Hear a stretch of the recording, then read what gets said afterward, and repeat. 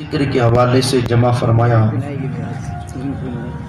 یہ محفل مبارکہ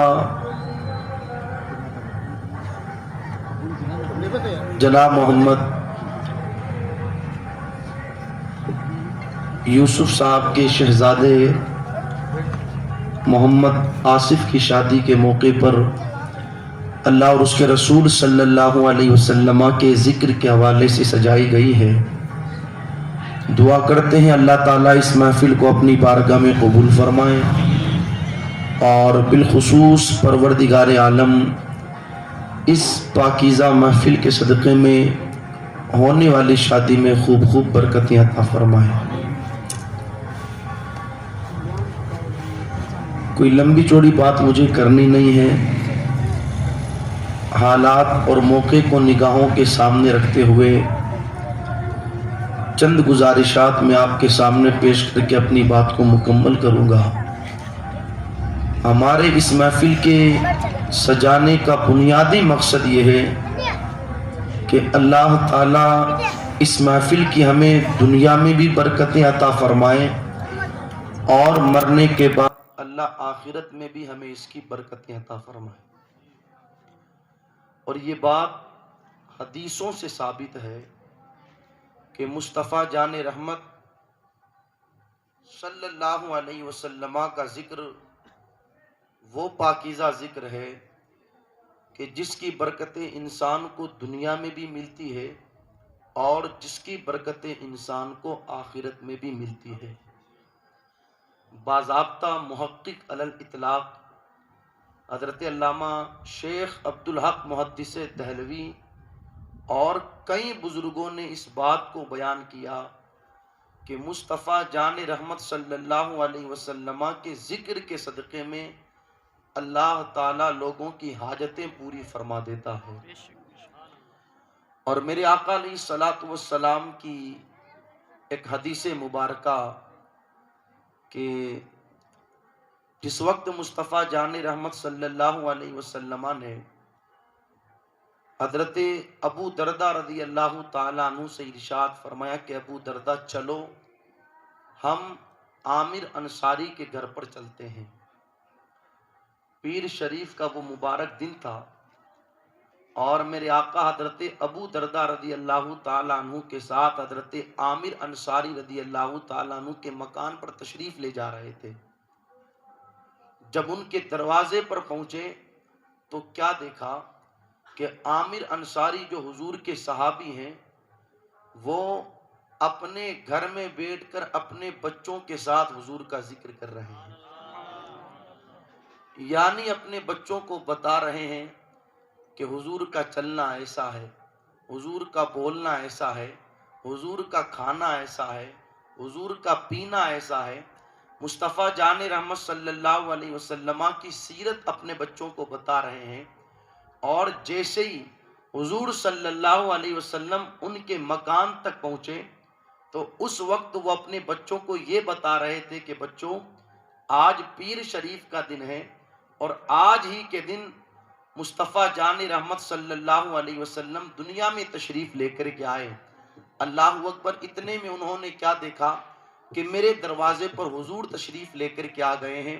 وہ کھڑے ہوئے اور کھڑے ہونے کے بعد حضور کا استقبال کیا۔ اب سنیے گا کہ اللہ تعالیٰ انسان کو حضور کے ذکر کی کیا برکت عطا فرماتا ہے۔ میرے نبی نے یہ نہیں کہا کہ عامر انصاری تم یہ کیا کر رہے ہو، ہاں تم نے اپنے گھر پر کیوں میلاد کی محفل سجائی ہے، نہیں، بلکہ حضور ارشاد فرماتے ہیں اے میرے صحابی تو نے جو یہ میرے ذکر کی محفل اپنے گھر پر سجائی ہے اس کی برکت سے اللہ تعالیٰ تجھ پر رحمت کے دروازے کھول دے گا۔ اور مزید میرے آقا ارشاد فرماتے ہیں کہ جو میں دیکھتا ہوں وہ تم نہیں دیکھتے، اس محفل کی برکت سے اللہ کی بارگاہ میں اللہ کے فرشتے تمہارے لیے دعائیں مغفرت کرتے ہوئے نظر آتے ہیں۔ آپ دیکھیں تو صحیح، یہ انعام بندے کو ملتا ہے حضور کے ذکر کے صدقے میں، یہ انعام ملتا ہے لوگوں کو حضور کے میلاد کے صدقے میں۔ آج شادی کے موقع پر حضور کا میلاد کروایا گیا۔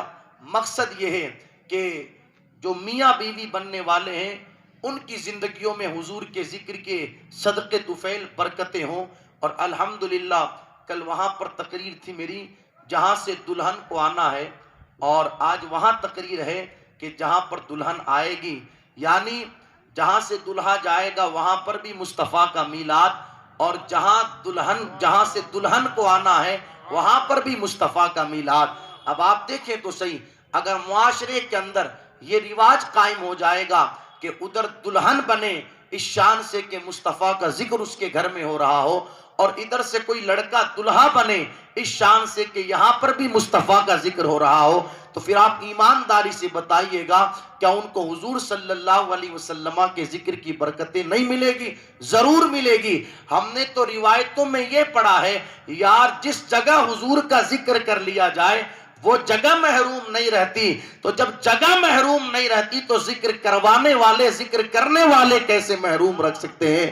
تاریخ بتاتی ہے جس کسی نے مصطفیٰ کا ذکر کیا اللہ نے دنیا میں بھی برکت عطا فرمائی، مرنے کے بعد قبر میں بھی برکت عطا فرمائی۔ سبحان اللہ۔ میں چند باتیں عرض کروں گا شادی کے حوالے سے۔ اللہ تعالیٰ قرآن مقدسہ میں ارشاد فرماتا ہے فَانْكِحُوا مَا طَابَ لَكُم مِّنَ النِّسَاءِ، لوگوں نکاح کرو عورتوں میں سے جو تمہیں پسند ہو۔ یہ قرآن مقدسہ کی آیت کریمہ کا ایک حصہ ہے۔ اللہ نے فرمایا فَانْكِحُوا مَا طَابَ لَكُم مِّنَ النِّسَاءِ، نکاح کرو جو تمہیں پسند ہو عورتوں میں سے۔ ایک انسان زندگی کے ہر موڑ پر اس چیز کو چاہتا ہے جو اسے پسند ہو۔ یہ تو نکاح کی بات ہے۔ حال یہ کہ انسان اگر 100 200 500 کلومیٹر کا سفر بھی کرتا ہے تو وہ یہ چاہتا ہے کہ میرے ساتھ کوئی میرے سفر کا ساتھی ہو۔ ایمانداری سے بتانا سفر آپ نے بھی کیے، سفر میں نے بھی کیے، کہ ہر کسی کو ہم اپنے ساتھ سفر پر لے جاتے ہیں؟ نہیں، بلکہ سفر پر کسے لے جایا جاتا ہے؟ جو انسان کو پسند ہوتا۔ جب دنیا کے 2 4 5 گھنٹے کے سفر میں انسان ہر کسی کو نہیں لے جاتا بلکہ اسے ساتھ لے جاتا ہے جو اسے پسند ہوتا ہے۔ اسی طریقے سے انسان کھانا کھاتا ہے تو اس وقت بھی اس کی یہ کیفیت رہتی ہے کہ کھانا اس کے ساتھ کھایا جائے جو مجھے پسند ہے۔ میں کہنا یہ چاہتا ہوں کہ انسان زندگی کے ہر موڑ پر اپنی پسند کا خیال رکھا ہے، تو قدرت نے بھی انسان سے یہ نہ کہا کہ بس نکاح کر لیا جائے، نہیں، بلکہ اللہ نے فرمایا فَانْكِحُوا مَا طَابَ لَكُم مِّنَ النِّسَاءِ، عورتوں میں سے اس عورت سے نکاح کرو جو تمہیں پسند ہو۔ اب ہر ایک بندہ یہ چاہتا ہے کہ میں اپنی پسند سے نکاح کروں، اور ہر ایک خاتون یہ چاہتی ہے کہ میرا نکاح میری پسند سے ہو، لیکن خدا را آج ہماری پسند نہ رہی، اس لیے کہ آج انسان جب اپنا رشتہ پسند کرتا ہے تو بنیادی طور پر 2 چیزیں دیکھتا ہے، یا تو حسن دیکھا جاتا ہے یا پھر مال دیکھا جاتا ہے۔ یعنی کسی مفکر نے کہا تھا کہ ہماری پسند جو ہے وہ بچوں کی پسند کی طرح ہو گئی۔ کس کی طرح ہو گئی؟ بچوں کی پسند کی طرح۔ آپ اس کو یوں سمجھے کہ ایک بچے کو اس کا باپ چیز دلانے کے لیے دکان پر لے کر کے گیا۔ اب بچہ کیا کرتا ہے؟ باپ پوچھتا ہے بیٹا کیا لے گا؟ تو دیکھتا ہے کہ دکان میں سب سے کون سی چیز زیادہ چمک رہی ہے تو اسی پر ہاتھ رکھ دیتا ہے کہ یہ لوں گا۔ تو باپ دکان والے سے کہتا ہے توڑ کے دے دے اسے۔ جیسے ہی وہ توڑنے لگتا ہے بچہ کہتا ہے یہ نہیں وہ لوں گا۔ کہتا ہے چل ٹھیک ہے وہ توڑ کر کے دے دے۔ دکان والا جب اسے توڑنے لگتا ہے تو پھر بچہ کہتا ہے یہ نہیں وہ لوں گا۔ اس طریقے سے 15-20 منٹ بس وہ اسی کے اندر لگا دیتا ہے، یہ لوں گا اور وہ لوں گا، یہ نہیں لوں گا اور وہ نہیں لوں گا۔ یہی کیفیت آج رشتے پسند کرنے میں ہماری ہو گئی کہ اللہ اکبر 15 جگہ 20 جگہ لوگ جا کر کے آ جاتے ہیں، مگر کہتے ہیں یہی پسند نہیں، یہی پسند نہیں، یہی پسند نہیں، فلاں جگہ یہ کمی ہے، فلاں جگہ یہ خامی ہے، فلاں جگہ یہ نقص ہے۔ اور اللہ اکبر اس معاملے میں مرد تو بہت پیچھے ہیں، عورتیں سب سے آگے رہتی ہیں، اس لیے کہ رشتے کرنے نہ کرنے کی ذمہ داری آج کل ساری مردوں نے عورتوں کے حوالے کر دی۔ میں مشورہ دینا چاہوں گا رشتے کرنے کے لیے بھیجیں تو گھر کے ذمہ داروں کو بھیجا کریں، بالخصوص گھر میں جو تجربہ کار مرد ہو یا تجربہ کار بڑی خاتون ہو اس کو بھیجا کریں، اس لیے کہ چند عورتیں جب رشتہ کرنے جاتی ہے وہ خود ناقصات العقل ہیں، ان کو کیا پتا کہ کیا کرنا ہے کیا نہیں کرنا، ہر جگہ دو چار عیب انہیں نظر آ جاتے ہیں، وہ یہ نہیں دیکھتی کہ سب جگہ میں نے عیب نکالا، کوئی میرے اندر بھی تو عیب ہوگا، سب جگہ میں نے کمیاں نکالی، کوئی کمی میرے اندر بھی تو ہوگی، ارے فلاں کا رشتہ ٹھیک تھا مگر خوبصورت عورت نہیں تھی، فلاں کا رشتہ ٹھیک تھا مگر ان کے پاس مال و دولت نہیں تھا، فلاں کا رشتہ ٹھیک تھا مگر اس لڑکی کا باپ نہیں ہے، اس طریقے سے تو لوگ رشتے تلاش کرتے ہیں۔ ایمانداری سے بتانا دنیا میں کون ایسا ہے کہ جس کے اندر عیب نہ ہو، جس کے اندر نقص نہ ہو؟ ایک ذات میرے رب کی ہے جو تمام عیبوں سے پاک ہے، اور اس پاک رب نے ایک ذات میرے مصطفیٰ کی بنائی ہے جو تمام عیبوں سے پاک ہے، مصطفیٰ کے علاوہ کوئی ایسا نہیں جو نقص اور عیب سے پاک ہو۔ اللہ اکبر، وہ ذات خدا کی ہے اور اس کے بنانے سے اس کے محبوب مصطفیٰ جان رحمت کی ہے، باقی تو آپ کو ہر جگہ کوئی نہ کوئی چیز نظر آئے گی۔ خیر میں یہ بھی نہیں کہتا کہ بس آنکھیں بند کر کے رشتہ کر دیا جائے، انسان دو چار پانچ چیزیں دیکھے اور پھر اس کے بعد اللہ پر بھروسہ کر کے رشتہ کر دے۔ یہ کون سا طریقہ کہ اپنی پسند کے چکر میں بچوں کو بوڑھا کر دیا جاتا ہے؟ یہی پسند نہیں ہے، یہی پسند نہیں ہے، اور عمریں ہو جاتی ہے 25 30 سال کی، رشتے نہیں ہوتے۔ پھر جب وہ سب سے کہتے ہیں نا کہ یہ پسند نہیں تو پھر ان سے کہا جاتا ہے اب ہمیں یہ پسند نہیں ہے، اس لیے کہ اب یہ بڑھاپے میں جانے لگ گیا۔ تو خدا را اس چیز پر غور کیا جائے اور مناسب عمر میں مناسب جگہ دیکھ کر رشتہ کر دیا جائے۔ خیر ایک چیز اور عرض کرتا چلوں، آپ نے دیکھا ہوگا شادی کارڈوں پر ایک چیز لکھائی جاتی ہے، شادی مبارک، برکت والی شادی۔ ہر شادی کو ہم نے برکت والی شادی کہا، ہر شادی کو، اس لیے کہ جس کارڈ پر بھی شادی مبارک ہوگا لکھا ہوا تو اس کا مطلب یہ ہوتا ہے برکت والی شادی، تو ہر کارڈ پر یہ لکھا رہتا ہے تو ہر شادی کو ہم نے برکت والی کہا۔ مگر آؤ حضور کی بارگاہ میں چلیں اور حضور صلی اللہ علیہ وسلم سے پوچھیں، یا رسول اللہ علیہ السلام آپ بتائیے کہ برکت والی شادی کون سی ہے؟ یہ روایت مسند احمد میں بھی موجود ہے اور مشکات شریف میں بھی موجود ہے، غور سے سنیے گا آپ میری اس بات کو، اور یہ مصطفیٰ جان رحمت صلی اللہ علیہ وسلم کا فرمان ہے، اسے آگے تک پہنچانے کی کوشش کیجئے گا۔ ہم نے تو ہر کسی نکاح کو چھوڑ دے، ان کو چھوڑ دے، ارے چھوڑ دے، خاموش کر دے، کہاں لے جا رہے ہیں اس کو؟ ارے بیٹھ جا رہے، بیٹھ جا، خاموش ہو جا رہے 2 منٹ، بس چھوڑ دے ان کو، بیٹھا رہنے دو۔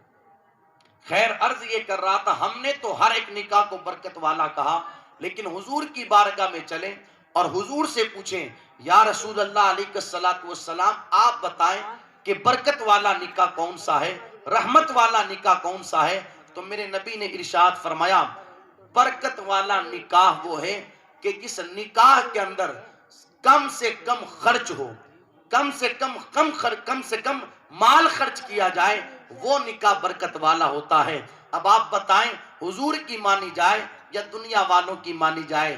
خدا را مانی تو اسی کی جائے گی جن کے بارے میں قرآن کہتا ہے وَمَا يَنْطِقُ عَنِ الْهَوَىٰ إِنْ هُوَ إِلَّا وَحْيٌ يُوحَىٰ، محبوب کچھ نہیں بولتا، جو اللہ کا حکم ہوتا ہے وہی محبوب بولا کرتا ہے۔ تو اس مبارک زبان سے میرے نبی نے فرمایا سب سے زیادہ برکت والا نکاح وہ ہے جس کے اندر خرچہ کم سے کم لگے۔ آج جب انسان کم خرچہ کرنا چاہتا ہے نا شادیوں کے اندر، تو لوگ ان سے کہتے ہیں یار یہ تو کنجوس ہو گیا۔ بات کنجوسی والی نہیں ہے پیارے، تو تم کیا چاہتے ہو؟ کنجوس ہو گیا اس کا مطلب تم کیا چاہتے ہو؟ کیا پیسے پھینک دیے جائے؟ کیا مطلب سمجھا نہیں میں آپ کی بات کا؟ جو انسان دائرے میں رہ کر ضرورت کی جگہوں پر پیسہ لگائے اور کم سے کم پیسے کے اندر نکاح کروانا چاہے، تو اس کے حوالے سے ایسی باتیں کرنا کہ یار یہ تو کنجوسی کر رہا ہے، فلاں کام کر رہا ہے، فلاں کام کر رہا ہے، تو آپ ہمیں بتا دیں کہ پھر شادیاں ہوتی کیسے؟ حضور فرماتے ہیں سب سے زیادہ برکت والا نکاح وہ ہے کہ جس کے اندر کم سے کم خرچہ لگا جائے۔ آج حالت دیکھیں نا، ہم نے حضور کے فرمان پر عمل نہیں کیا، اللہ اکبر، اب یہ تحریر پڑی گئی، بات بڑی سچی تھی، مختصر سی تحریر تھی مگر بات بالکل سچی تھی. فرمایا گیا کہ ایک وقت کا جو کھانا ہوتا ہے نا شادی کا، ایک وقت کا کھانا، ہمیں تو وہ ایک وقت کا کھانا نظر آ رہا ہے مگر ہمیں دوسری طرف پتہ نہیں کہ اس بیٹی کی شادی کے کھانے کے اندر ایک باپ کی پوری زندگی کی کمائی لگی ہوئی ہے. پوری زندگی 50-50 100 ہزار 2,000 روپیہ جمع کر کے اس نے 4-5 لاکھ 6-7 لاکھ روپیہ جمع کیا اور شادی کا موقع آیا تو اس نے سارا پیسہ اس کھانے میں لگا دیا. ہم نے تو صرف کھانا دیکھا مگر ہمیں دوسری طرف یہ بات پتہ نہ چلی کہ اس کھانے کے اندر ایک باپ کی پوری زندگی کی کمائی لگی ہوئی ہے. ہمیں احساس ہی نہیں ہوا ان چیزوں کا. ہم تو سمجھتے ہیں کہ بس شادی کا موقع آ گیا تو بس پانی کی طرح پیسہ بہایا جائے. یہ کون سا طریقہ؟ فرمایا گیا میرے نبی کا فرمان دوسری جگہ ارشاد فرماتے میرے آقا لوگوں نکاح کو آسان کرو. کیا کرو؟ نکاح کو آسان کرو. اتنا آسان کرو، اتنا آسان کرو کہ بدکاری مشکل ہو جائے. کیا مشکل ہو جائے؟ بدکاری، زنا کرنا مشکل ہو جائے. مگر سچ بتائیے گا آج اس وقت معاشرے کا حال کیا ہے؟ لوگوں نے نکاح کو اتنا مشکل کر دیا، اتنا مشکل کر دیا کہ آج بدکاریاں گاؤں گاؤں، شہر شہر، محلہ محلہ عام ہو گئی ہے. آپ خود بتائیں یار، جس معاشرے کے اندر نکاح کے لیے 7 لاکھ چاہیے اور بدکاری کے لیے 500 روپیہ چاہیے، وہاں پھر بدکاریاں نہیں ہوگی تو کیا ہوگا؟ لوگوں نے بدکاریوں کو آسان کر دیا، نکاح کو مشکل کر دیا. حالانکہ ہونا یہ چاہیے کہ نکاح آسان ہو اور اتنا آسان ہو جائے، اتنا آسان ہو جائے کہ پھر بدکاری مشکل ہو جائے. مگر آج لوگوں نے نکاح کو سخت کر دیا، مشکل کر دیا تو آج بدکاری عام ہو گئی. اس چیز پر توجہ دینے کی ضرورت ہے، غور و فکر کرنے کی ضرورت ہے. ہم نے معاشرے میں دیکھا ہے بغیر فالتو کا ہی لوگ پیسہ خرچ کرتے ہیں، بغیر فالتو کا ہی. ایسے مسجد میں جھولی پھیلاؤ تو 5 روپے جیب سے نہیں نکلتے. کسی علاقے میں جلسہ ہو، چندے کے لیے کوئی پیسہ لینے آ جائے تو 10 روپے نہیں نکلتا. مدرسے کے لیے اگر کوئی رسید لے کر کے آ جائے تو 50 روپے جیب سے نہیں نکلتے. بچوں کو ٹیوشن پڑھوایا جا رہا ہے، آج 5 مہینے ہو گئے، مولوی صاحب کے پیسے چڑھ گئے لیکن ان کے پاس پیسہ ہے ہی نہیں. یہ کنڈیشن ہے یا نہیں ہے؟ اور شادیوں پر صرف پٹاخے چھوڑنے کے لیے لوگوں کے پاس ہزاروں روپیہ ہے. کیا حقیقت نہیں ہے اس قوم کی؟ ہے صرف 15-20 ہزار روپے کے تو لوگ شادیوں پر پٹاخے چھوڑ دیتے ہیں. 15-20 ہزار روپے کے پٹاخے چھوڑ دیے جاتے ہیں. میں پوچھنا چاہتا ہوں پیارے، کیا اللہ تعالیٰ نے تجھے یہ دولت اور یہ مال اس لیے دیا کہ اس مال و دولت کو تو معاذ اللہ دھوؤں کے اندر اڑا دے وے؟ کاش کہ یہ دولت اور یہ مال صحیح جگہ استعمال ہوتا تو آج مسجدوں کے باہر مسلمان عورتیں برقع پہن کر کے جمعہ کی نماز کے بعد بھیک مانگتی ہوئی نظر نہ آتی. مگر اس پیسے کا صحیح جگہ استعمال ہوا ہی نہیں. قوم مسلم کی جوان بچیاں یہ حالات ہیں، مسجدوں کے باہر بھیک مانگ رہی ہے، سگنلوں پر بھیک مانگ رہی ہے، پلیٹ فارموں پر بھیک مانگ رہی ہے، بازاروں میں، اسٹیشنوں پر. مجھ سے زیادہ آپ نے دیکھا ہوگا کیسے بچیاں اپنی عزتوں کا سودا کر کے بھیک مانگ رہی ہے. ان کی ضرورت پوری کرنے کے لیے کسی کے پاس 2 روپیہ نہیں اور معاذ اللہ شیطان کو راضی کرنے کے لیے، پٹاخے چھوڑنے کے لیے لوگوں کے پاس ہزاروں روپیہ ہے. یاد رکھیے گا یہ کام ہمارا نہیں ہے. آپ خوب بہتر جانتے ہو کہ غیروں کا ایک تیوہار ہے مخصوص، اس تیوہار پر وہ پٹاخے جلاتے ہیں. یار ہم نے حضور کی سنت کو ادا کرنے سے پہلے یہ بدتمیزی والا کام کیا. سچ بتائیے گا کہ میرے نبی کے دل کو کتنی تکلیف ہوتی ہوگی، کتنی تکلیف ہوتی ہوگی کربلا والوں کے دلوں کو، جس وقت یہ حالات اور یہ حرکتیں ہم اپنے ہاتھوں سے اپنے علاقوں کے اندر اپنے بچوں کی شادیوں کے موقعوں پر کرتے ہیں. تو ہماری ذمہ داری بنتی ہے کہ اس حوالے سے ہم سدھار پیدا کرنے کی کوشش کریں. جہاں پیسہ خرچ کرنا چاہیے وہاں خرچ کریں نا. کون تمہیں منع کرتا ہے؟ لڑکے کی شادی ہے، ولیمہ کرنا سنت ہے، ولیمہ کریں، کیا دقت والی بات؟ جہاں پیسہ خرچ کرنا چاہیے وہاں خرچ کرے نا. یار جہاں ہمیں شریعت بھی اجازت نہیں دیتی اور ہماری عقل بھی اجازت نہیں دیتی، ہم وہاں پر معاذ اللہ اپنے پیسے کو برباد کر رہے. تو خیر عرض یہ کر رہا تھا، میرے نبی نے ارشاد فرمایا برکت والا نکاح وہ ہے کہ جس کے اندر کم سے کم پیسہ خرچ کیا جائے. کوئی نکاح صرف ہمارے گھر میں یا ہمارے خاندان میں نہیں ہوا، بلکہ میرے آقا صلی اللہ علیہ وسلم نے 11 نکاح فرمائے ہیں، اور حضور نے اپنی شہزادیوں کا بھی نکاح کیا. یہاں تو حال یہ ہے نکاحوں کے اندر کہ اگر ایک بندہ چھوٹ جائے نا دعوت دینے سے تو پھر وہ تعلق ہی ختم کر لیتا ہے. کیسے آپ نے دعوت نہیں دی؟ میں نے تو آپ کے پورے گھر کی دی تھی، تو کیا اس لیے دی تھی کہ میں بھی تیری دوں؟ یہ حالات بن چکے ہیں. اب تو صرف اپنے فائدے کے لیے کام ہو رہا ہے. اللہ رسول کی رضا کا تو کسی کو خیال ہی نہیں. بھائی میں نے تو پورے گھر کی دی تھی اور آپ نے تو ہماری دعوت ہی نہیں دی. یہ کیفیت ہے. مگر آپ دیکھیں حضور علیہ الصلوۃ والسلام کا مبارک زمانہ. بھائی حضور علیہ السلام کے زمانے میں حضور سے بڑھ کر کون تھا، اور صحابہ حضور سے کتنی محبت کرتے تھے، اس کا اندازہ بھی کوئی نہیں لگا سکتا. مگر حضرت عبد الرحمن ابن عوف غالباً میرے آقا کے صحابی رضی اللہ تعالیٰ عنہ، ان کا نکاح ہو گیا. حضور کو اطلاع نہیں کی. دوسرے دن جب میرے آقا علیہ الصلوۃ والسلام نے خوشبو کا رنگ دیکھا ان کے کپڑوں پر تو دنگ دیکھ کر کے فرمایا عبد الرحمن کیا تیرا نکاح ہو گیا؟ عرض کرتے ہاں یا رسول اللہ میرا نکاح ہو گیا.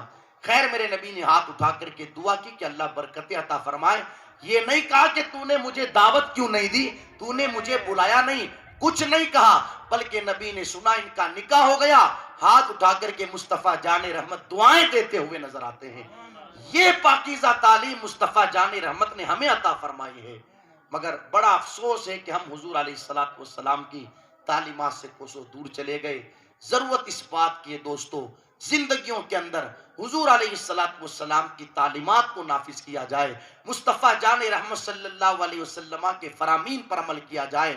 آج انسان دنیا کے چکر میں خوب ہلڑ بازیاں، خوب بدماشیاں کر تو لیتا ہے، مگر بعد میں پچھتاوے کے سوا اور رونے کے سوا کچھ ہاتھ نہیں آتا. ہم نے یہ ساری چیزیں ان کانوں سے سن رکھی اور آنکھوں سے دیکھ رکھی ہے.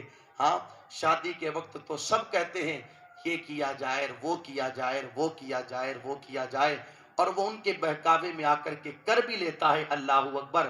ہزاروں روپیہ تو لوگ ناچنے کودنے کے اندر اڑا دیتے ہیں، ہزاروں روپیہ پٹاخے چھوڑنے میں اڑا دیتے ہیں. فالتو کی رسمیں لوگ دن بدن اپنے معاشرے میں رائج کرتے ہوئے نظر آ رہے ہیں. ابھی کچھ دنوں پہلے ایک نکاح ہوا تھا، خیر کہاں ہوا تھا میں اس چیز کا تو ذکر نہیں کروں گا. کچھ دنوں پہلے نکاح ہوا تھا، تو نکاح کے بعد جب دلہن کو لے کر کے جاتے ہیں نا گھر، تو اس وقت ویڈیوگرافی ہوئی، اور ویڈیوگرافی ہونے کے بعد وہ سارا منظر کسی نے اسٹیٹس پر ڈالا. اب وہ منظر تھا کیا کہ جب دلہن کو لے کر کے لوگ گھر گئے تو اللہ اکبر ہوا یوں کہ ایک بڑا سا کیک لایا گیا، اور اس کیک کو دلہن اور اس کا شوہر دونوں لوگوں کے مجمع کے اندر کاٹتے ہیں. کاٹنے کے بعد دلہا دلہن کو کھلاتا ہے اور دلہن دلہے کو کھلاتی ہے. یہ ساری بدتمیزیاں اور دن بدن نئے طور پر معاشرے میں رائج کی جا رہی ہے. یار غیرت کا جنازہ نکل گیا، سسر سامنے کھڑا ہے، جیٹھ سامنے کھڑا ہے، دیور سامنے کھڑا ہے، گھر کی ذمہ دار عورتیں سامنے کھڑی ہیں، اور ان سب کے سامنے یہ ساری بدتمیزیاں ہو رہی ہے. اب آپ مجھے بتاؤ کہاں حیا رہ گئی، کہاں شرم رہ گئی؟ ہم نے اسی معاشرے میں دیکھا کہ کچھ دنوں کے بعد اگر ساس کے سامنے بہو گونگٹ نہ نکالے تو ساس ناراض ہونے لگ جاتی ہے کہ تو میرے سامنے گونگٹ نہیں نکالتی، آج تو گونگٹ نکلواتی ہے. اس دن تو کہاں چلی گئی تھی جب تیری ہی نگاہوں کے سامنے یہ بہو تیرے بیٹے کے سامنے کیک کاٹ کر کے اس کے منہ میں نوالا دے رہی تھی؟ ایمانداری سے بتائیے گا کیا ایک انسان کو یہ زیب دیتا ہے، ایک عورت کو یہ زیب دیتا ہے کہ وہ سسر کے سامنے، دیور جیٹھ کے سامنے اور اپنے گھر کی ذمہ دار عورتوں کے سامنے یہ ساری بدتمیزیاں کرے؟ کیا کسی کو زیب دیتا ہے یہ؟ کیا ایک نیک اور پارسا خاتون کی اللہ اکبر یہ شان ہونی چاہیے؟ ہم کہاں جا رہے ہیں دوستو؟ اور یہ ساری چیزیں سیکھی جا رہی ہے سیریلوں سے، یہ ساری چیزیں سیکھی جا رہی ہے فلموں سے. جو سیریلوں میں ہو رہا ہے، فلموں میں ہو رہا ہے، وہی لوگ اپنے گھروں کے اندر کرتے ہوئے نظر آ رہے ہیں. مگر میں کہنا چاہوں گا سیریل ان کے لیے آئیڈیل ہے جن کے پاس کوئی آئیڈیل نہیں. ہمارے لیے آئیڈیل سیریل نہیں، ہمارے لیے تو آئیڈیل سیدہ فاطمہ کی ذات ہے. ہمارے لیے تو آئیڈیل سیدہ عائشہ صدیقہ رضی اللہ تعالیٰ عنہ کا کردار ہے. کہ ہمارے پاس یہ آئیڈیل کم ہے. حضور کی 11 بیویاں ہمارے لیے آئیڈیل ہے. حضور علیہ السلام کی بیٹیاں ہمارے لیے آئیڈیل ہے. مصطفیٰ جان رحمت صلی اللہ علیہ وسلم کے اہل بیت ہمارے لیے آئیڈیل ہے. مگر شرط یہ ہے کہ کوئی ان کی زندگیوں کو پڑھے تو صحیح. یار وہ کتنی حیا والی عورتیں تھیں، کتنی شرم والی عورتیں تھیں، کتنی غیرت والی عورتیں تھیں. اور ان کی تو شان اپنی جگہ. آپ تھوڑا پیچھے جائیے، تھوڑا سا پیچھے، یعنی دادا پردادا ان کی زندگیوں کو دیکھیے. میں نے اپنی دادی سے سنی تھی یہ باتیں.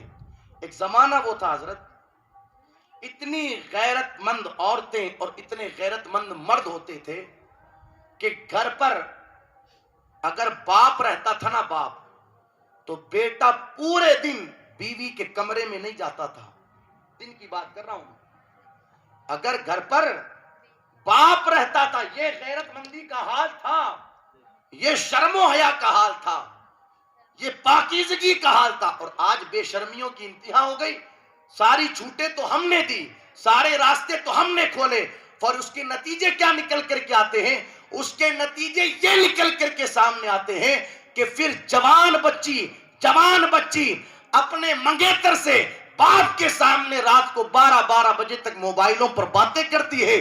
اللہ اکبر. ایک بچہ اپنی ماں کے سامنے، جس لڑکی کے ساتھ اس کی منگنی ہوئی، ابھی نکاح نہیں ہوا، رات کو 2 بجے تک بستروں پر لیٹ کر کے باتیں ہوتی ہے. نہ باپ سے شرم ہے، نہ ماں سے کوئی حیا ہے. اس میں قصور اس بیٹے کا اور بیٹی کا نہیں، سب سے بڑا قصور تو ہمارا ہے. یہ راستے ہم نے دکھائے ہیں انہیں، یہ ساری چھوٹ تو ہم نے دی ہے انہیں. اس لیے خدا را ان ساری چیزوں پر غور و فکر کرنے کی کوشش کرے. سارے ذمہ دار یہاں بیٹھے ہیں. لوگ کہتے ہیں حضرت شادی کا موقع ہے، اب سب کی خوشی کا خیال رکھنا پڑتا ہے. آخری بس بات، میں اختتام کی طرف لے جاؤں گفتگو. خوشی کا خیال رکھنا پڑتا ہے. ایک روایت پڑھی کچھ دنوں پہلے، اور بخاری شریف میں یہ روایت، اللہ اکبر، صراط الجنان میں مفتی قاسم صاحب نے اس روایت کو قرآن مقدسہ کی آیت کریمہ کی تفسیر میں بیان کیا. روایت سنیں آپ، روایت کلیجہ منہ کو آتا ہے اور احساس کرے انسان کہ ہم کہاں ہیں. حضور علیہ السلام کے مبارک زمانے میں ایک عورت نے چوری کر لی. کیا کر لی؟ غور سے سنیے گا. چوری کر لی. اب اسلام میں چوری کی سزا کیا ہے؟ ہاتھ کاٹے جائیں. کیا کیا جائے؟ ہاتھ کاٹے جائیں. خیر، اب جو قریش کے لوگ تھے انہیں فکر ہونے لگی کہ کس طریقے سے اس عورت کو بچایا جائے. کون حضور کی بارگاہ میں جا کر کے اس کی سفارش کرے گا؟ خیر، سب غور و فکر کرنے کے بعد کہتے ہیں کہ اسامہ بن زید جو ہے نا، یہ حضور کے محبوب ہیں. حضور ان سے بڑی محبت فرماتے ہیں، تو ایسا کرو کہ ان کو حضور کی بارگاہ میں اس عورت کا سفارشی بنا کر کے بھیجو. اللہ اکبر. خیر، وہ حضور کی بارگاہ میں گئے اس عورت کے سفارشی بن کر. کیا بن کر؟ سفارشی بن کر، کہ اس عورت سے غلطی ہو گئی. اب حضور کا جواب دیکھیے. میرے نبی نے ارشاد فرمایا، اسامہ تم اس کے سفارشی بن کر کے آئے ہو؟ ارے تمہیں پتا نہیں پچھلی قومیں جو ہلاک ہوئی، ان کے ہلاک ہونے کی وجہ یہ کہ وہ لوگ اپنے شریف لوگوں کی تو حمایت کر دیتے تھے، مگر کمزوروں کے اوپر حد قائم کیا کرتے تھے. اور آج یہ اس معاشرے کے اندر پایا جا رہا ہے. چہرے دیکھ کر کے فیصلے ہوتے، رشتہ داریاں دیکھ کر کے فیصلے ہوتے، تعلقات دیکھ کر کے فیصلے ہوتے ہیں، خاندان دیکھ کر کے فیصلے ہوتے. مگر یہ وہ عمل ہے کہ جس عمل کی بنیاد پر پچھلی قوموں کو تباہ کر دیا گیا. میرے نبی نے فرمایا، اسامہ تم اس کی سفارش لے کر کے آئے ہو. اب اگلا جملہ سنیے گا اور غور کیجئے گا اس جملے کے اوپر. حضور ارشاد فرماتے ہیں، اسامہ یہ تو یہ عورت ہے، اگر محمد کی بیٹی فاطمہ نے بھی چوری کی ہوتی تو میں حکم دیتا کہ اس کے بھی ہاتھ کاٹے جائیں، اس لیے کہ شریعت کے اندر یہ نہیں دیکھا جائے گا کہ کس نے کیا ہے، جس کسی نے بھی کیا ہوگا شریعت کا حکم اس پر نافذ کیا جائے گا۔ یار دیکھیں نا کتنی بڑی بات میرے نبی نے کہی، کتنی بڑی بات، کتنی بڑی بات۔ لوگ کہتے ہیں خوشی کا خیال رکھنا، شریعت کے معاملے میں کوئی خوشی کا خیال نہیں رکھا جائے گا۔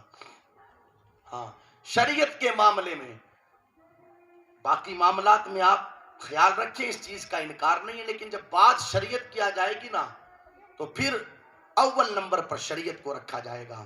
ہم ذمہ دار بیٹھے ہیں یہاں سارے، ہماری ذمہ داری بنتی ہے اگر ہماری نگاہوں کے سامنے کوئی شریعت کے خلاف کام ہمارے گھر کے اندر ہوتا ہے، ہماری ذمہ داری بنتی ہے اس کام کو ہم روکنے کی کوشش کریں۔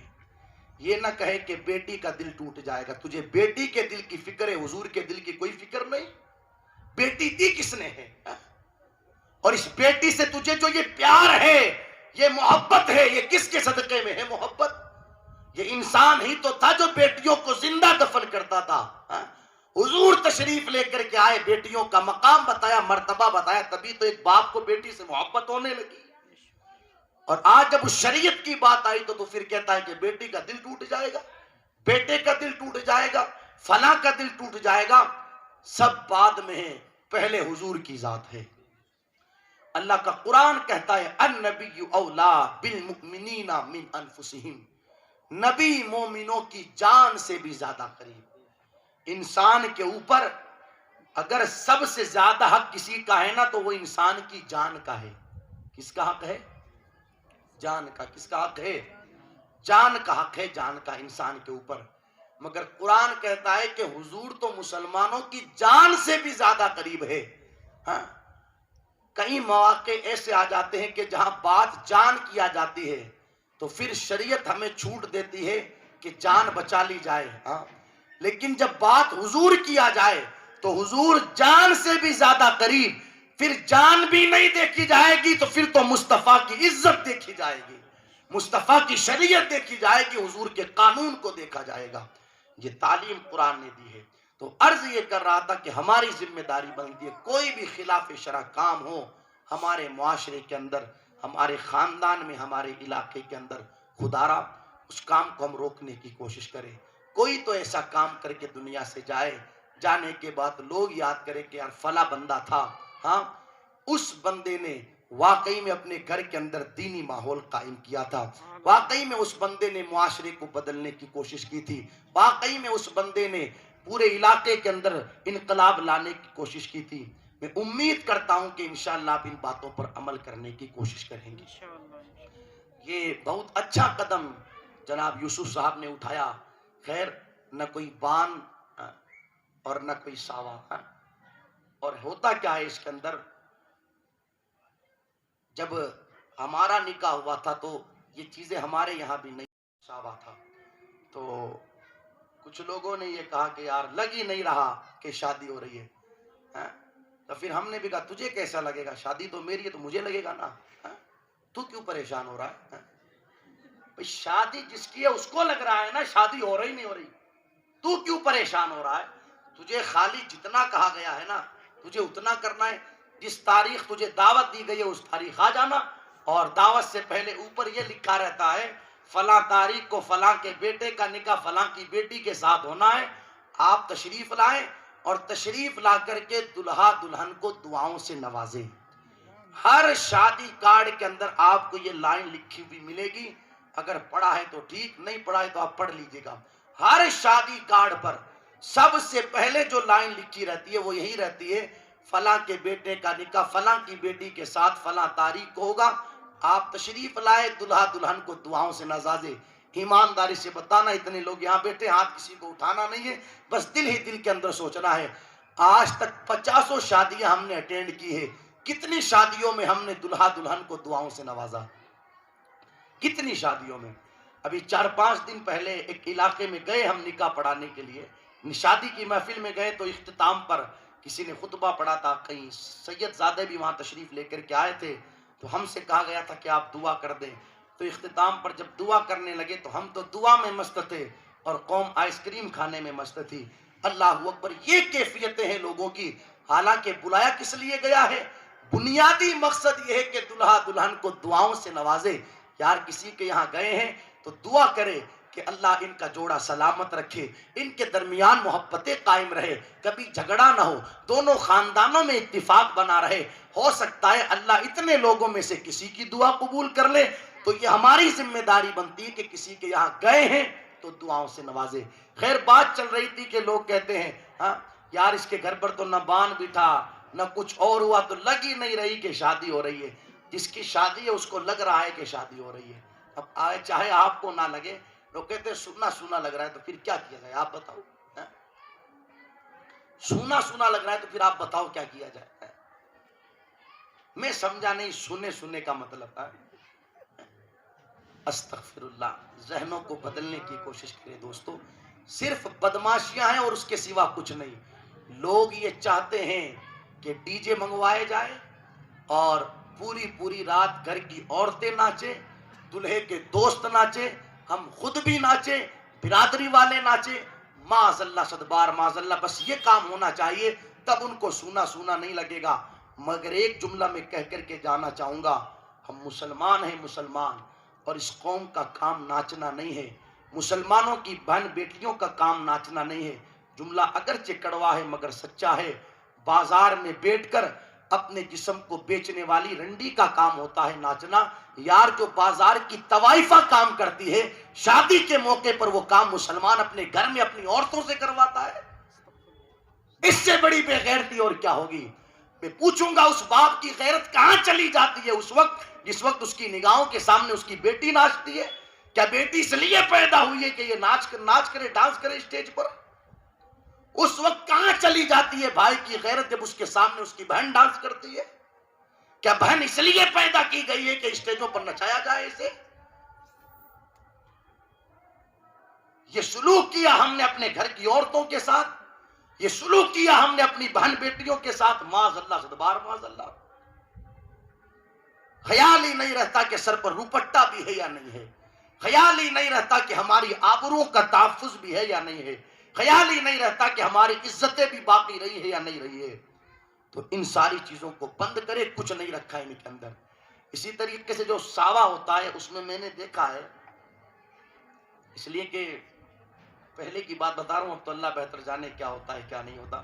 ایک پوٹلی لائی جاتی ہے اور اس پوٹلی کے اندر ایک ناریل رہتا ہے اور اس ناریل کے اوپر ایک کاغذ رہتا ہے اور اس ناریل اور اس کاغذ کے اوپر وہ ایک جو ڈوری آتی ہے نا، وہ ڈوری بندھی ہوئی رہتی ہے.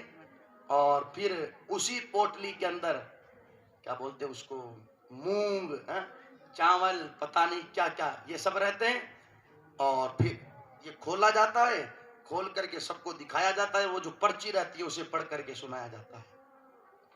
خیر اس چیز کو تو میں بھی تسلیم کرتا ہوں کہ شادی کی اطلاع سب کو دی جائے، مگر یہ ناریل لانا اور انہیں رسیوں سے باندھنا، یہ مونگ چاول، یہ سب کیا ہے؟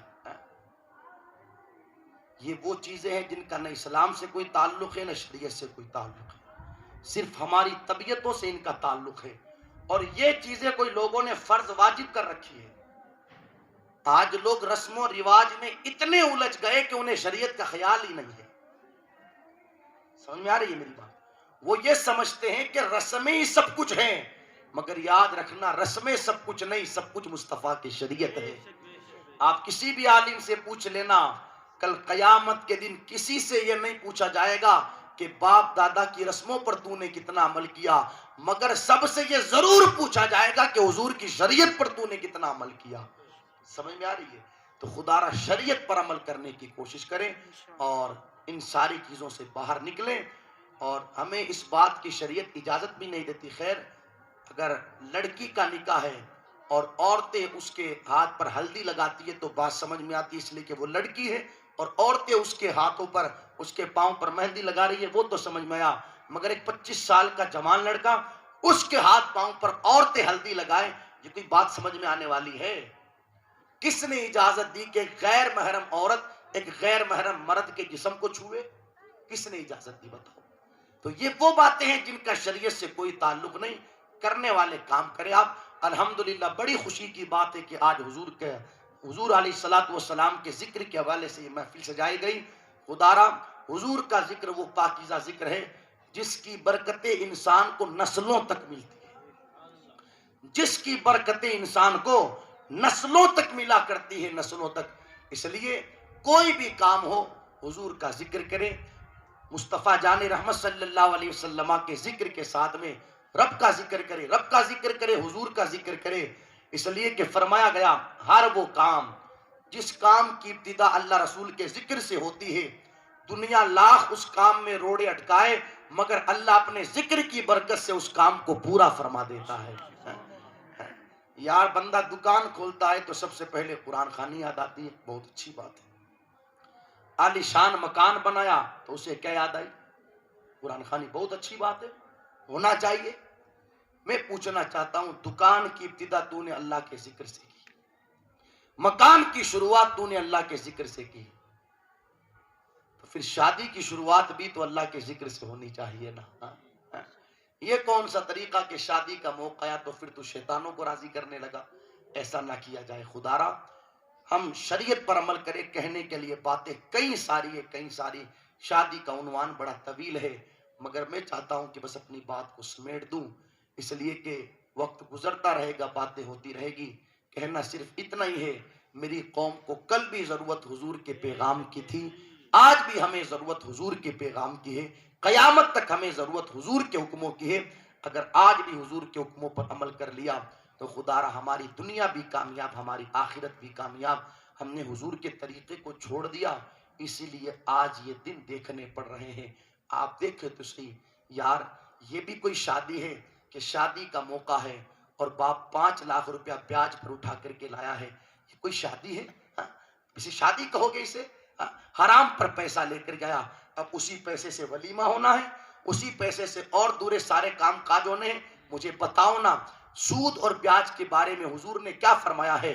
خدارا جو بندہ حرام کا لقمہ اپنے پیٹ میں ڈالتا ہے, فرمایا گیا پھر یہ لقمہ نہیں ڈال رہا ہے, یہ جہنم کی آگ اپنے پیٹ میں ڈال رہا ہے. اگر انسان نے اس حرام کے پیسے سے سارے کام کاج کیے تو پھر وہ دیکھ لے کہ اس کا انجام کیا ہونا ہے. خدارا اس چیز کے اندر کبھی ہم اپنے آپ کو تباہ و برباد نہ کریں. برادری کیا کہے گی؟ برادری کچھ نہیں کہے گی, 2 دن باتیں کر کے خاموش ہو جائے گی, مگر جب سود کا پیسہ ہم سے چک نہیں پائے گا اور سود دینے والا جب ہمارے گھر پر آ کر کے ہماری عزت اتارے گا تو پھر کوئی برادری والا ساتھ دینے کے لیے نہیں آئے گا. جب مکان کی نیلامی ہوگی تو پھر کوئی برادری والا سپورٹ کرنے کے لیے نہیں آئے گا. یہ کوئی ہوائی فائرنگ نہیں ہے, سب کچھ ہم نے اپنی آنکھوں سے دیکھ رکھا ہے. ایک باپ نے بیٹی کی شادی پر 3 یا 5 لاکھ روپے لیا, اب وقت گزرتا رہا, مہینے کی 8-10 ہزار 12 ہزار روپے تنخواہ, وہ گھر چلائے یا اس بیاج والے کا پیسہ چکائے, 4-5 سال تک پیسہ چک نہیں پایا, اور جو بیاج کا پیسہ چڑھا وہ تقریباً 5 سے 6 لاکھ روپے چڑھ گیا. اب آ گیا وہ گھر پر پیسہ وصول کرنے کے لیے. یاد رکھیے گا جو سود اور بیاج کا کاروبار کرتا ہے اس کے دل سے رحم ختم ہو جاتا ہے, اس کے دل سے محبت ختم ہو جاتی ہے, اس کو کسی پر ترس نہیں آتا. اب وہ گھر پر آ گیا کہ بھائی اتنا سال ہو گیا, یا تو میرے پیسہ دیا جائے یا پھر مکان میرے نام کیا جائے. خیر محلے کے اندر اس مکان کا ریٹ طے ہوا, 15 لاکھ روپیہ مکان کی ریٹ طے ہوئی, 11 لاکھ اس کا بنتا تھا, 4 لاکھ روپیہ اسے دے کر کے اسے روانہ کر دیا گیا. میں نے پوچھا اس مکان میں کتنے لوگ رہتے تھے؟ تو لوگوں نے بتایا حضرت چھوٹے بڑے سب ملا کر کم سے کم 35 سے 40 لوگ رہتے تھے, بچے سب ملا کر. میں نے کہا یا اللہ, ایک بچی کی زندگی بسانے کے چکر میں اس نے ان 35-40 لوگوں کو کر دیا نا بھیگر. اب کون ان کا نگہبان ہوگا؟ کون ان کو پناہ دے گا؟ کہاں یہ زندگی گزاریں گے؟ یار کس نے کہا تھا 4 لاکھ 5 لاکھ بیاج پر لے کر شادی کرنے کے لیے؟ اگر ہماری حیثیت 20-25 ہزار روپے کی ہے تو کیا ہمارے شہر کے اندر سمیلن نہیں ہوتے ہیں؟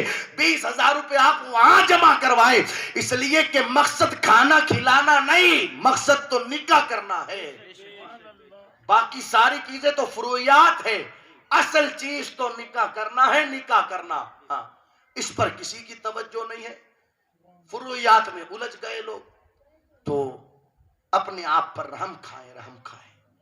اور میری گزارش ہے خدارا نکاح کو آسان کرے, سستا کرے, تاکہ بدکاری مشکل ہو جائے. بدکاری جب عمریں ہو جائے بچوں کی شادی کے قابل تو پھر یہ انتظار نہ کرے کہ ہماری پسند کا رشتہ ملنا چاہیے، نہیں، ہاں ہماری پسند کے چکر میں تو بچے بوڑھے ہو جائیں گے. ہاں صحیح میں کہہ رہا ہوں، صحیح کہہ رہا ہوں. بچے ہو جاتے ہیں 25 30 سال کے، پھر پسند کا ملتا ہی نہیں ہے. تو ہماری پسند کے چکر میں نہ رہے، حضور کی پسند کا خیال رکھے. حضور نے کیا پسند فرمایا؟ میرے آقا ارشاد فرماتے ہیں نکاح کرنے والوں جب نکاح کرو نا ساری چیزیں بعد میں دیکھنا، فظفر بذات الدین، سب سے پہلے دینداری دیکھی جائے. ہاں دیندار گھرانہ مل گیا خیر، پھر باقی باتیں بات کی ہے خدا را. ہاں پھر وہاں پر رشتہ کر دے وے انشاءاللہ اللہ برکتیں عطا فرمائے گا. ہاں ہم نے تو صرف بچوں کی طرح چمک دیکھی، چمک. ہاں بچہ چمک ہی دیکھتا نا چیز لیتے وقت، میں نے جو شروع میں مثال دی تھی، تو ہم نے چمک دیکھی، ہاں اور باقی کچھ نہیں دیکھا. خیر دو چار چیزیں دیکھے پھر اللہ پر بھروسہ کر کے رشتہ کر دے. اللہ کی بارگاہ میں دعا کرتے ہیں پروردگار عالم اس پاکیزہ محفل کو اپنی بارگاہ میں قبول فرمائے اور اللہ تعالیٰ اس ہونے والی شادی میں خوب خوب برکتیں عطا فرمائے. یاد رکھیے گا نکاح ہو جانے کے بعد بندہ فری نہیں ہوتا، ذمہ داریاں بڑھ جاتی ہیں. کچھ ذمہ داریاں بیوی کے حوالے سے شوہر کی ہوتی ہیں اور کچھ ذمہ داریاں شوہر کے حوالے سے بیوی کی ہوتی ہے. آج ساری چیزوں پر محنت ہوئی مگر اس پر کوئی محنت نہ ہوئی کہ یار میاں بیوی کو زندگی شادی کے بعد گزارنے کیسے، کچھ پتہ نہیں رہتا، کچھ پتہ نہیں رہتا. اور اس کے نتیجے بھی آئے دن ہم اور آپ دیکھ رہے ہیں کہ کوئی ندی میں چھلانگ لگا رہا ہے اور کوئی پھانسی پر لٹک رہا ہے، کوئی نیند کی گولیاں کھا رہا ہے، کوئی زہر کھا رہا ہے، کوئی نسیں کاٹ رہا ہے، کوئی گردن کاٹ رہا ہے. یہ ساری چیزیں ہم آئے دن دیکھ رہے ہیں. کیوں؟ اس لیے کہ ایک دوسرے کو پتہ ہی نہیں کہ کس کے ساتھ کیسے رہنا ہے، کس کے ساتھ کیسے نہیں رہنا. بیوی کو یہ پتہ نہیں کہ شوہر کسے کہتے ہیں اور شوہر کو یہ پتہ نہیں کہ بیوی کسے کہتے ہیں. اس کا ہمیں بہت بڑا نقصان اٹھانا پڑا ہے. اس لیے ان ساری چیزوں کو سمجھیں، ان ساری چیزوں کو سیکھیں، پھر اپنے بچوں کے نکاح کروائے. انشاءاللہ قدم قدم پر اللہ برکتیں عطا فرمائے گا. ہاں میں پھر اس بات کو دہرانا چاہوں گا، ہمیں کل بھی حضور کی ضرورت تھی، آج بھی حضور کی ضرورت ہے، قیامت تک حضور کی ضرورت رہے گی. یار کاش کہ ہم نے حضور کی تعلیمات کو اپنایا ہوتا تو آج یہ دن دیکھنے نہ پڑتے. آج کنڈیشن کیا ہے؟ کل کی محفل میں بھی میں نے یہ بات عرض کی تھی. آج کنڈیشن یہ کہ جب باپ اپنی بیٹی کو رخصت کرتا ہے تو رخصت کرنے سے پہلے کہتا ہے بیٹی اگر کوئی تکلیف ہوئے تو فون کر دینا، تیرے باپ کا گھر دور نہیں ہے، تیرا باپ فوراً آ جائے گا. یہ سننا ہوگا نا آپ نے جملہ. اور پھر ہوتا کیا ہے کہ اس کو تو موقع ملنا چاہیے. خیر ذرا سے کپڑے زیادہ دھل گئے یا ذرا سے برتن زیادہ دھل گئے یا کسی دن جھاڑو اکیلی نے لگا لیا تو پھر فون گھما دیا جاتا ہے، یا تو مجھ اکیلی سے ہی کام کروایا جاتا ہے، فوراً باپ توڑ کر کیا جاتا ہے. آپ خود سوچیں جب اس طرح کی ٹریننگیں دی جائے گی تو پھر نتیجے کیا آنے والے ہیں. لیکن سبحان اللہ آپ دیکھیں کیسی پاکیزہ تعلیم میرے آقا نے اپنی بیٹی فاطمہ کو دی تھی. ایک بار سرکار مولائے کائنات اور سیدہ فاطمہ میں کچھ انبن ہو گئی تو سیدہ گھر چلی آئی. دروازہ کھٹکھٹایا، حضور نے کہا کون؟ پاؤں کے نیچے سے زمین نکل گئی فاطمہ زہرا کے، اس لیے کہ آج تک تو قدموں کی آہٹ سے پہچان جاتے تھے کہ کون ہے. آج تو دروازہ کھٹکھٹاتی ہوں پھر بھی پوچھتے ہیں کہ کون؟ کہنے لگی یا رسول اللہ آپ کی بیٹی فاطمہ آئی ہے. فرمایا میرے نبی نے کون؟ میری بیٹی فاطمہ. اور سیدہ پریشان کہنے لگی یا رسول اللہ حسنین کی امی فاطمہ آئی ہے. میرے نبی نے فرمایا کون؟ حسنین کی امی فاطمہ. سیدہ کو کہنا پڑا کہ علی کی بیوی فاطمہ آئی ہے.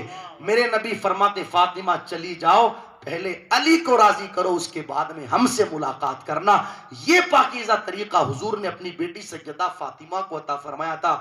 یہی وجہ ہے وقت وصال، وقت وصال، وقت وصال، جہاں کسی کو کچھ یاد نہیں رہتا سیدہ اپنے بچوں کے کپڑے بھی دھل رہی ہے، کھانا بھی بنا رہی ہے، گھر کی صاف صفائی بھی کر رہی ہے.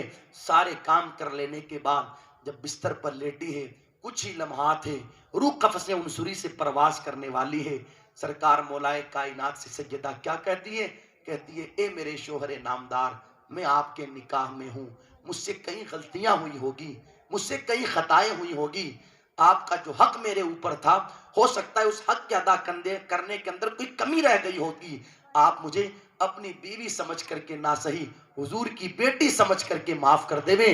آپ دیکھیں نا یہ اس ٹریننگ کا نتیجہ تھا کہ وصال کے وقت بھی سیدہ سیدہ فاطمہ زہرا رضی اللہ تعالیٰ عنہ اپنے شوہر نامدار سے کس انداز میں اللہ اکبر بات کرتی ہوئی نظر آ رہی ہیں.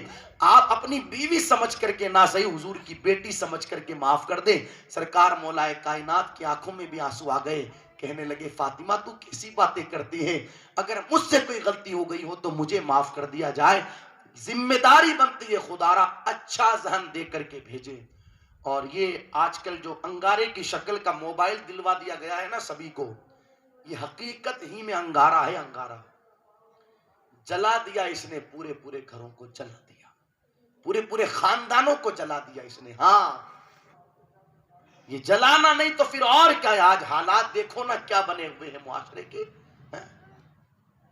دن میں کوئی 75 مرتبہ تو گھر پر فون گھما دیا جاتا ہے. میں یہ نہیں کہتا کہ لڑکی مائی کی بات نہ کرے, ہماری شریعت تو ہمیں یہ کہتی ہے شوہر کی ذمہ داری بنتی ہے ہفتے 2 ہفتے میں بیوی کو مائی کے والوں سے ملوا دے.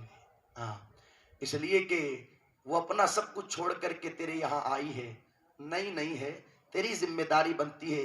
تیرے پاس تو تیری ماں بھی ہے, تیرا باپ بھی ہے, تیرا بھائی بھی ہے, تیری بہن بھی ہے, مگر اسے ماں کی بھی یاد آتی ہوگی, باپ کی بھی یاد آتی ہوگی, بہن بھائیوں کی بھی یاد آتی ہوگی.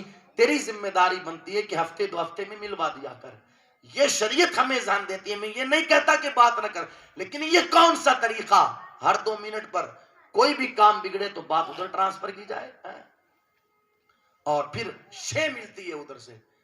یہ ہوا تو تجھے یہ کرنا ہے, یہ ہوا تو تجھے یہ کرنا ہے. کوئی ذہن سازی کرنے کے لیے تیار ہی نہیں. اور معاف کیجئے گا اگر عورتیں میری بات سن رہی ہیں, میں ان سے گزارش کروں گا, برا لگے تو معذرت کے ساتھ.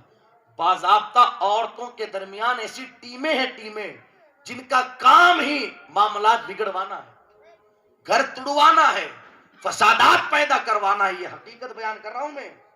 ہاں انہیں صرف موقع ملنا چاہیے کہ کیسے کسی کا ذہن خراب کیا جائے. مگر یاد رکھیے گا جس وقت اللہ تعالیٰ نے صلہ رحمی کو پیدا کیا تھا, محبت کو پیدا کیا تھا, اس وقت صلہ رحمی نے اللہ کی بارگاہ میں دعا کی تھی, مولا لوگ مجھے توڑیں گے. تو اللہ نے فرمایا اے صلہ رحمی, جو تجھے توڑے گا میں اسے اپنی بارگاہ سے دور کر دوں گا, اور جو تجھے جوڑے گا میں اسے اپنی بارگاہ کا مقبول بنا دوں گا. تعلقات جڑوانا یہ شان مسلمان کی نہیں ہے, ٹوٹے ہوئے تعلقات کو جڑوا دینا یہ مسلمان کی شان ہے. اور آپ علماء سے پوچھئے گا, حضرت بیٹھے ہیں آپ, شریعت نے ہمیں جن مقامات پر جھوٹ بولنے کی اجازت دی ہے, جن مقامات پر, جملہ غور سے سنیے گا آپ میرا, جن مقامات پر, ان میں سے ایک یہ ہے کہ اگر میاں بیوی کو ملانے کے لیے, کس کو ملانے کے لیے, میاں بیوی کو ملانے کے لیے اگر آپ کو تھوڑا بہت جھوٹ بولنا پڑے تو آپ بول سکتے ہیں. کیسے؟ وہ ایسے کہ شوہر کے پاس جا کر کے یہ کہے, یار تم اپنی بیوی سے ناراض ہو, حالانکہ تمہاری بیوی تو تمہاری بہت تعریف کر رہی تھی, وہ تو کہہ رہی تھی کہ میرے شوہر کے جیسا کوئی نہیں, حالانکہ ملاقات نہیں ہوئی ہے, بات نہیں ہوئی, کچھ بھی نہیں, مگر مقصد کیا ہے, ملانا. تمہارے بارے میں بہت تعریف کر رہی تھی, وہ تو تم سے بڑی محبت کرتی ہے, اس انتظار میں ہے کہ کب اس کا شوہر اس سے آ کر کے ملے اور ادھر جا کر کے یہی بات اس کی بیوی کو کہی جائے کہ تمہارا شوہر تو تمہاری بڑی تعریف کر رہا تھا. وہ تو کہتا ہے کہ میری بیوی کے جیسے کسی کی بیوی نہیں, بڑی محبتیں کرتا ہے, وہ تو تمہارے انتظار میں ہے کہ کب بیوی اس سے بات کرے. شریعت نے اجازت دی میاں بیوی کو ملانے کے لیے, اگر تمہیں جھوٹ بولنا پڑے تو بول سکتے ہو. اب آپ دیکھیں رشتوں کو ملانے کی کتنی بڑی اہمیت ہے شریعت کی نظر میں, اور ہم ہیں کہ تڑوانے میں لگے.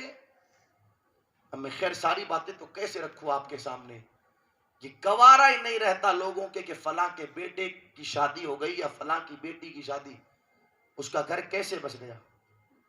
ایک صاحب ملے ہمیں, تو وہ کہنے لگے حضرت بہت پریشان ہوں. میں نے کہا ہوا کیا؟ خیر اس نے کہا نکاح ہو گیا مگر معاملات بن نہیں پا رہے. میں نے کہا وجہ؟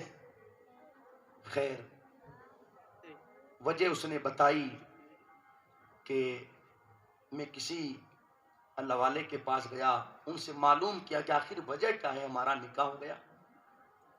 تو انہوں نے کہا کہ کسی نے کچھ पढ़वा करके तुम्हें खिला दिया है। खैर उन्होंने मुझे कुछ पानी दिया, मैंने उस पानी को पिया तो मुझे बहुत सारी क़े हुई और उस क़े के अंदर से पता नहीं क्या क्या निकला और क्या क्या नहीं निकला। और यही कैफियत मेरी बीवी के साथ हुई कि जब उसने वो पानी पिया तो उसे भी क़े हुई और पता नहीं क्या निकला और क्या नहीं निकला। मैं बताना ये चाहता हूं, ये गंदी हरकतें मुसलमान कर रहा है, ये गंदी हरकतें मुसलमान कर रहा है। किसी का घर बस कैसे गया, किसी के घर में खुशियां कैसे आ गई, कोई सुकून से कैसे रह रहा है, कोई आराम में अपनी जिंदगी कैसे गुजार रहा है। लोगों को अपने दुखों से जितनी परेशानी नहीं, उससे कहीं ज्यादा दूसरों के सुखों से परेशानी है। मगर याद रखना, सुख देना या दुख देना ये बंदे के कब्जे में नहीं, ये मेरे अल्लाह के कब्जे में है। पूरी दुनिया मिलकर के किसी को दुख पहुंचाना चाहे, मगर अल्लाह सुख देना चाहे तो पूरी दुनिया मिलकर के दुख नहीं दे सकती। और किसी के मुकद्दर में मेरे रब ने दुख लिख दिया हो, फिर पूरी दुनिया मिलकर के सुख पहुंचाना चाहे तो नहीं पहुंचा सकती। ये रब के कब्जे कुदरत में है। तो मैं फिर अर्ज करना चाहूंगा, खुदारा मोहब्बतें कायम करे, हाँ इत्तिफाक और इत्तिहाद कायम करे। ये तुड़वाना और जुड़वाना ये सारे मामलात खत्म करें, मोहब्बतों के साथ रहे। मुसलमान मोहब्बत वाला होता है, उल्फत वाला होता है, प्यार वाला होता है। यही तालीम मेरे मुस्तफ़ा ने हमें अता फरमाई है। खैर मैंने वो बात बीवियों के हवाले से कह दी, कहीं बुरा ना मान जाए कि हमारे बारे में तो बात कह दी लेकिन शोहरों को कुछ कहा ही नहीं। हाँ, शोहरों की भी जिम्मेदारी बनती है कि वो शोहर बनकर के बीवी के साथ रहे। क्या बन करके? जालिम बन करके ना रहे, शोहर बन करके रहे। क्या बन करके रहे? हाँ, इसलिए कि माफ कीजिएगा, शोहर बीवी के साथ शोहर बन करके रहता ही नहीं है। कुछ दिन तक तो रहता है, हाँ, शोहर बन करके फिर जालिम बन जाता है। हाँ? मारना, पीटना, गालियां देना, बुरा भला कहना, बहुत बुरा हाल है यार। और मैंने इसी शहर मकराना में देखा, कहीं ऐसे बेगैरत शोहर हैं जो रंडी के बगैर अपनी बीवी से बात ही नहीं करते। अब देखिए आप, ये उनका जुमला उन्हें कहां से कहां पहुंचा रहा है। समझे इस रंडी का मतलब क्या होता है? कोठे पर नाचने वाली को रंडी कहते हैं। तो 5 लाख रुपए शादी में खर्च करके क्या रंडी लेकर के आया है? सोचे बंदा, मैं क्या कह रहा हूं और क्या कर रहा हूं यार। ये तेरी बीवी है, हाँ तेरी बीवी है, उसके साथ इस तरीके से तू पेश आता है, ऐसे बुरे बुरे अलकाब से तू उसे पुकारता है, ऐसी बुरी बुरी बातें तू उससे कहता है। जुल्म ना करो यार किसी की बेटी पर, जुल्म ना करो यार किसी की बहन पर, जुल्म ना करो यार किसी की भतीजी पर, किसी की भांजी पर। इतने लोग यहाँ बैठे, कोई ये गवारा करेगा कि हमारी बेटी पर कोई जुल्म करे? कोई ये गवारा करेगा कि हमारी बहन पर कोई जुल्म करे? कोई ये गवारा करेगा कि हमारी भतीजी भांजी पर कोई जुल्म करे? कोई ये गवारा नहीं करेगा। तो हम जिसे अपने घर पर लेकर के आए हैं वो भी तो किसी की बेटी है, वो भी तो किसी की बहन है, वो भी तो किसी की भतीजी है, किसी की भांजी है। तो मोहब्बत से पेश आए। खैर घरों के अंदर घर है, 2-4 बातें होती आई हैं और होती रहेगी। जहां घर होता है वहां पर 2-4 बातें होती है, मगर इसका मतलब ये नहीं कि फिर अत्याचार करना शुरू कर दिया जाए, रोटियां देना ही बंद कर देवे, हाँ माई के फोन लगवाना ही बंद कर देवे, मोबाइल ही जेब में डाल लेवे लेकर के।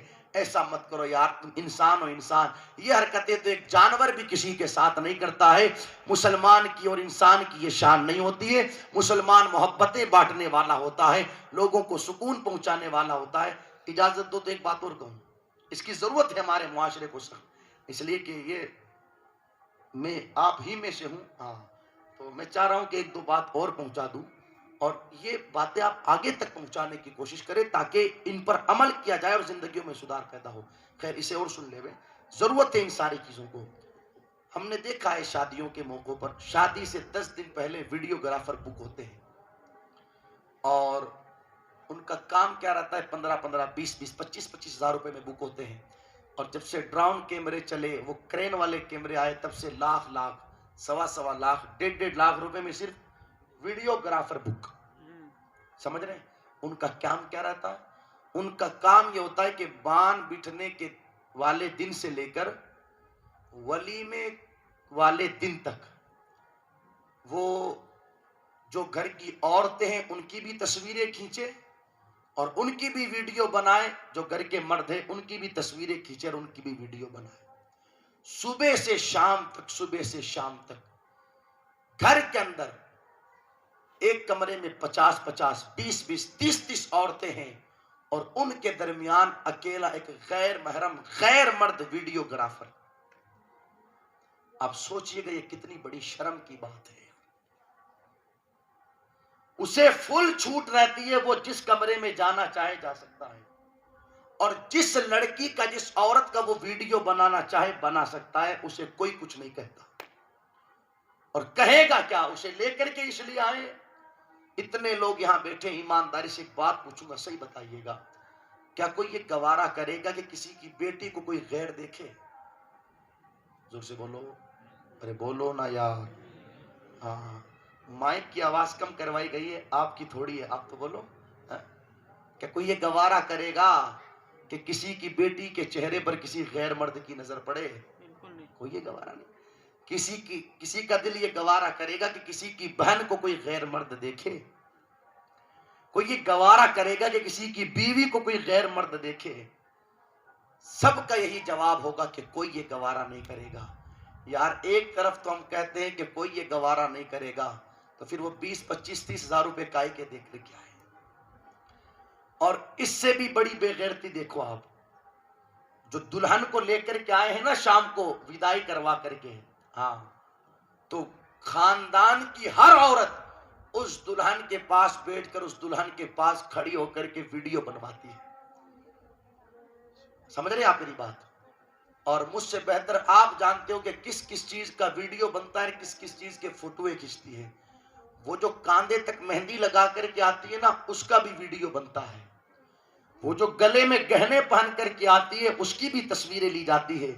مگر لوگ کیوں بھول جاتے ہیں کہ صرف مہندی کا ویڈیو نہیں بنا، اس کے ننگے ہاتھ کا بھی ویڈیو بنانا ہے. صرف گہنوں کا ویڈیو نہیں بنا، اس کے ننگے سینے کا بھی ویڈیو بنا ہے. یار کس نے اجازت دی ہمیں، کس نے اجازت دی کہ کسی کی بیٹی کو ہم اپنے بیٹے کی دلہن بنا کر کے لائے اور اس کے ساتھ یہ سلوک ہو رہا ہے؟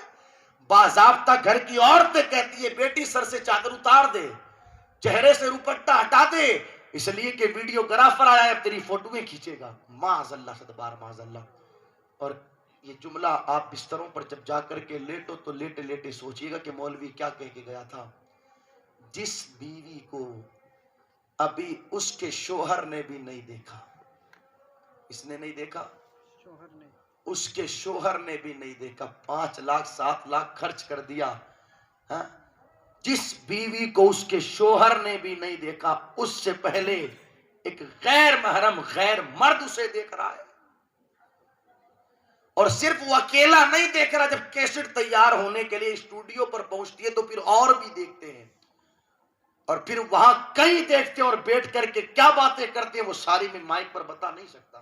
یہ حالات ہیں، اس لیے سدھار پیدا کرنے کی کوشش کرے. ان چیزوں میں کچھ نہیں رکھا، کچھ نہیں رکھا. ہاں، لوگ کہتے ہیں مولانا یہ تو یادگار کے لیے، تو تجھے ایک ہی کام ملا یادگار کے لیے، اور بھی تو کام ہو سکتے تھے یادگار کے لیے. اور آج مجھے بتا دو نا، بے شمار شادیوں میں یہ کام ہوا، کتنی شادیاں یاد رکھی جا رہی ہے. سب بھول جاتے ہیں لوگ، سب. جن شادیوں میں کروڑوں روپیہ خرچ ہوا نا، لوگ انہیں بھی بھول گئے. مگر کائنات کا ایک نکاح بڑی سادگی کے ساتھ ہوا، مگر آج بھی یاد رکھا جا رہا ہے اور قیامت تک یاد رکھا جائے گا. وہ نکاح کسی اور کا نہیں، نبی کی بیٹی سیدہ فاطمہ زہرا کا نکاح ہے، جو سرکار مولائے کائنات کے ساتھ مصطفیٰ نے فرمایا تھا. سمجھ میں آ رہی ہے میری بات؟ کتنا پاکیزہ نکاح، آج تک اس نکاح کا چرچا ہو رہا ہے. بڑی سادگی کے ساتھ نکاح ہوا تھا. اس لیے نکاح کو آسان کرے. اللہ کی بارگاہ میں دعا ہے مولا کریم ہم سب کو کہنے سننے سے زیادہ عمل کی توفیق عطا فرمائے.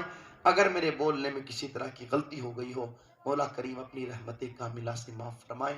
کلمہ شریف پڑھ لے بلند آواز سے، لا الہ الا اللہ محمد الرسول اللہ صلی اللہ تعالی علیہ وسلم.